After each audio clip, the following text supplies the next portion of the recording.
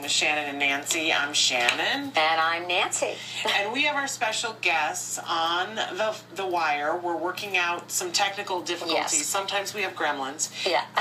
But we have them at least vocally. We want to welcome them to the show. It's Monica Holloway and Michael Price. Hi. Hi. Oh, and we got a That's picture a of them. great picture of you guys. Oh, good. Okay, so it's great.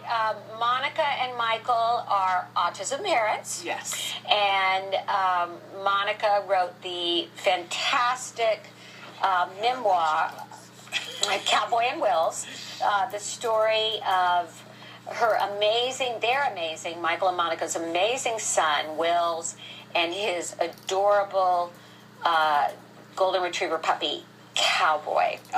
And this is a wonderful, wonderful book. It's a great book. It's a love story, as it says. And it truly is a love story. And I was just spending time with my best friend back in Virginia and her 3-month-old golden retriever puppy, and there is nothing like a golden retriever puppy to bring the world together. I think we would have world peace if we simply put golden retriever puppies all over the world. What a wonderful thing. And Michael is also a writer on The Simpsons, which we all love, and also on Lego Star Wars Padawan Menace. Which our kids love. Which our kids love. And I have to tell you, when I said to both of my gentlemen at home, my son who turned 9 yesterday, and my husband who is not 9, but sometimes you would think he is, and I said, guess who we're having on the show today? And they were both very excited. But I have to say, Monica, that one of the first things out of his mouth was, "Oh, will you please tell her how much I loved that book?" Oh, lovely. Thank you. So, and I have to tell you, he's a huge Simpsons fan. So I was quite amazed that was the first thing that came out of his mouth. That is. That's great. I'm wrestling to the Michael to the ground right now because The Simpsons almost always wins over autism. Okay. Well, I had to have been close, but the fact that you won that battle, I think that says it all. That's pretty great. It is pretty awesome. And so, of course, we want to talk to you guys about being parents and some of the things that you're working on. And but it has to be said that people can get this book. You can buy it pretty much anywhere. It's on sale in bookstores. You can buy it on Amazon. Mm-hmm. And it's a very touching book, but I just have to say it's one of the funniest books I've ever read also. It's got some great stories. It's probably the funniest person I know. Well, and that's saying a lot for somebody who writes for one of the funniest shows on television. Yeah. Yes, there are only 4. I love to read, and there are only 4 books in my life that I have ever read that have made me laugh out loud, and yours is one of them. And it also made me cry as well as laugh, and those are my favorite kinds of books where, where you laugh and cry. Yes, you're going to laugh and cry. It's a lot to do. Thank you. Wonderful. But let's talk a little bit about Wills. Yes. And have you tell the story of Wills. Yeah, our favorite subject, really. I love this new cover. Is this a new cover that we have up? Is that the blue one? Yeah. Yes. Yeah, since we're having our Skype problem, I can't see it. Yeah, the cover and the paperback is the new cover. I love it. And, I love that cover, too. We had a lot of, anyway, we don't have to go into talking about the cover, but there was a lot of Simon & Schuster and back and forth with everybody about the red cover, which was the hard copy. Mm-hmm. And we loved it. It was coming out around Christmas time. But I will say that the paperback took off. The paperback, I think, because of the cover, really told the story of the book better, and the paperback is what really helped the book go and helped people relate to the book more. So I'm glad you like the cover, and I love it too. Yeah, it's really nice. Now tell us, the book came out in 2009, Monica? Yes. Okay. And the paperback in 2010. The paperback in 2010. Tell us about your son, Wills. How old is Wills now? Wills just turned 15. Wow. We're freaking out. I know. I'm freaking out that my little Wyatt is 10. And Shannon just celebrated Jim's 9th birthday. Yes. We're all freaking out. Our babies are growing up. Yes. Can you both tell us, whoever wants to start, about Will's diagnosis of autism, which you cover in the book at age 3, and just how that obviously affected you and changed your world? Well, we really kind of knew early on we'd never had, obviously, Wills is our only child, not obviously, but for those of you that don't know, Wills is our only child. And at the time, we didn't have a lot of friends with young babies, with any babies. I guess all babies are young. And so he had a really hard time with, well, I would say he had profound stranger anxiety from birth until it just steadily got worse, right? Would you say, Michael? Yes.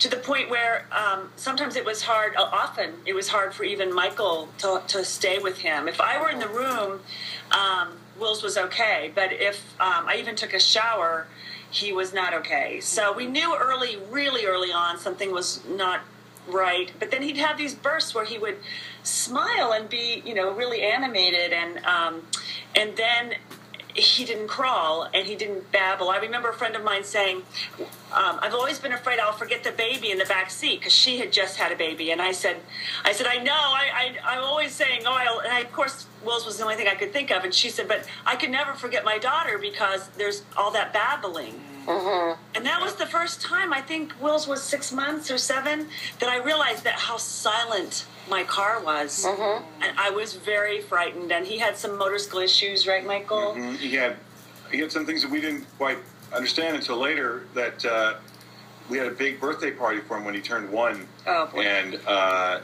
he was very overwhelmed by it. But then the thing that, which we later found out affects a lot of kids with autism, is when we sang happy birthday to him, he broke down and he cried and he was very inconsolable. He covered his ears, and I think we thought maybe, we overwhelmed, it was too big of a party, but I think in retrospect, we realized later that may have been, those are probably signals of something was going on then too.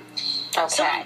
So we worried about it. The pediatrician had brought up, several things, saying, we want to watch this, or we want to check in. But what ended up being the final moment, where I wasn't waiting any longer, was Wills was 18 months old, and this is actually in the book, but my friend Jen called, and Wills had never met her, to see if she could just drop a book off at the house. And I thought, oh no, because Wills was very scared of strangers. So I said, sure. And there was a part of me, as you guys know, I'm sure, about staying home with your child when you start to you just want to see your friends and be out in the world again. And Wills just couldn't go out in the world. So I said, please come over. And so Wills was working on little cloth blocks on the floor when she came by, and I told him she was coming. But when I opened the door, I turned around and the blocks were scattered and he was gone. And I went looking for him, and I was very panicked. I couldn't find him. And I went back to Jen and said, he's not feeling very well.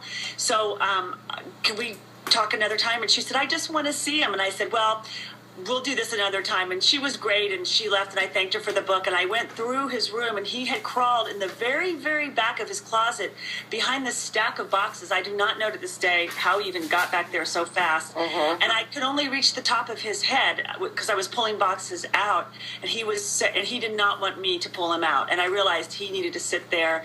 And when I finally saw him over the top of the boxes, he was rocking back and forth, and he was completely blank. And I was hysterical. At that point, I called a therapist that I knew, and I said, I need to see somebody tomorrow. And that's what we did. Yeah. Wow. And then how did you finally get the diagnosis of autism? Well, she said right away that she thought that he was under the umbrella, but that he was too young to diagnose. And she was careful with us because, we were very obviously worried and wanting things.